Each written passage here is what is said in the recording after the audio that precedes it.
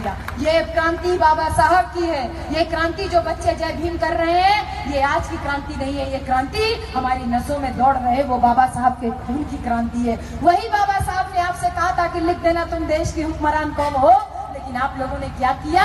आप लोगों ने तो साईं कृपा और ये लिख करके अपने बच्चों को गुलामी की तरफ धकेल दिया। मैं दावा करती हूँ इस बात का कि अगर आज से आप लोग अपने घर में जा करके ये जितना भी आप लोगों ने ताम झाम लगा के रखा हुआ है अपने घर पे, इसको उतार करके केवल इतना लिखवा दोगे अपने घरों की दीवारों पे कि हम बहुजन इस देश की शासक कौमें हैं, हमको इस देश पे राज करना है, तो ये निश्चित मानिए कि 2019 नहीं तो 19 के बाद वाले इलेक्शन में आपका बच्चा राजा बनने के लिए जरूर प्रयास करेगा, हुक्मरान बनने के लिए प्रयास करेगा। वो रात दिन पूछेगा कि पापा इसका क्या मतलब है, इसका क्या मतलब है। तब आप उसको बताओगे कि शिक्षा का मतलब नौकरी पाना नहीं है, शिक्षा का मतलब डॉक्टर इंजीनियर प्रोफेसर बनना नहीं है, शिक्षा का मतलब अपने हक अधिकार को जान करके उस हक अधिकार की सुरक्षा के लिए संसद की तरफ बढ़ना है। तो मेरे प्यारे बच्चों, जो बाबा साहब का नीला ड्रेस है ना, ये कोट, ये बाबा साहब की मूर्ति ऐसे लगी होती है ना, ये साधारण मूर्ति नहीं है। ऐसे थोड़ी इनकी मूर्ति तोड़ी जा रही है, क्यों नहीं? कभी ब्रह्मा विष्णु महेश की मूर्ति तोड़ी जाती है,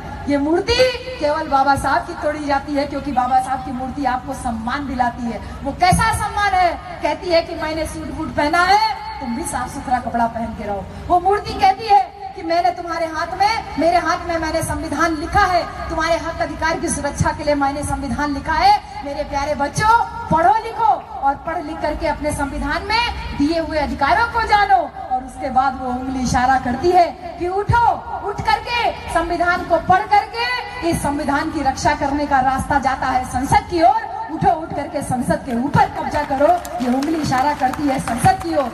इसीलिए ये लोग परेशान हैं, ऐसे थोड़ी परेशान है। किसी और देवता की मूर्ति नहीं तोड़ते हैं, क्योंकि ये बाबा साहब की उंगली बार बार इशारा करती है कि तुमको क्या करना है, तुमको मकान नहीं बनाना है, तुमको घर नहीं बनाना है, बल्कि तुमको संसद के ऊपर कब्जा करना है। इसी वजह से बाबा साहब की उंगली तोड़ी जाती है। तो एक बार सोच के देखो भाई कि जीते जी भी बाबा साहब इनको उंगली किए थे और मरने के बाद में भी मनवादी लोगों को उंगली किए थे। जो ये परेशान हो करके उंगलियां तोड़ रहे हैं, तो सोचिए कि इनको पुतले डराते हैं, जिनको बाबा साहब मरने के बाद डराते हैं, तो कितने खतरनाक बाबा साहब की संतानें हम लोग हैं। हम लोग जीते जी तो कम से कम इन लोगों को डरा ही सकते हैं ना, जीते जी तो डरा ही सकते हैं ना।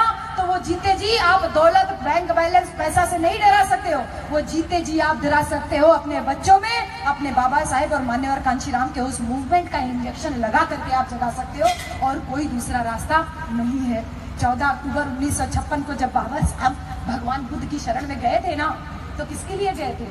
किसके लिए गए थे? अपने लिए गए थे, अपने लिए गए थे बुद्ध की शरण में, आपके और हमारे लिए गए थे। क्यों? क्योंकि बाबा साहब इस बात को समझ गए थे कि इतना बड़ा संविधान लिखने के बाद भी बाबा साहब को क्या बोला जाता है? क्या बोला जाता है?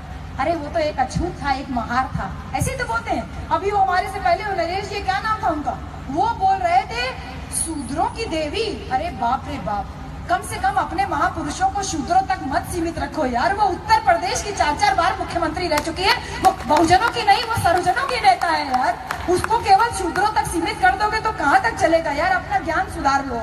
इतने बड़े मंच पे आकर के बोलने से पहले ये मेरे प्यारे प्यारे बच्चों तक दिमाग में प्रेशर पड़ता है, तो उसको शूद्रों तक मत सीमित रखो। वो आज ऐसी लेडी है कि एक भी सांसद नहीं है, लेकिन प्रधानमंत्री पद की सबसे बड़ी दावेदार है।